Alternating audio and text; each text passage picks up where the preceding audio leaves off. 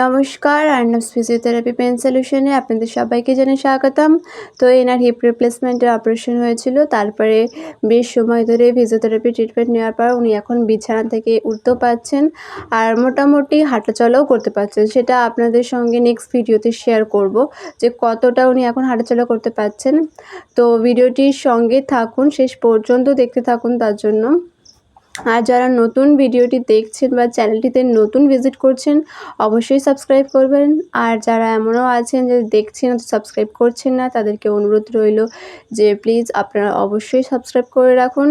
আর comment বক্সে জানাতে ভুলবেন না যে আপনারা কী ধরনের ভিডিও চান বা কোন রোগের পারপাসে আপনারা ভিডিওগুলো দেখতে চান। তো সেটাও কমেন্ট বক্সে অবশ্যই জানাবেন। আর লাইক, কমেন্ট ও শেয়ার অবশ্যই করবেন। ধন্যবাদ। তুলুন, একটু হাই তুলুন, এবার নামিয়ে দিন। ব্যথা লাগছে না তো কোমরে? কোমরে ব্যথা না। ব্যাস, আরেকবার করুন, আরেকবার এই পাটাকে, এই পাটাকে তুলুন তুলুন। 1 2 3 4 5 6 7 8 9 10 নামিয়ে দিন। আবার এই পাটাকে তুলুন। 1 2 3 4 5 6 7 8 9 10 নামিয়ে দিন। ঠিক আছে, এইভাবে ধরে রাখুন।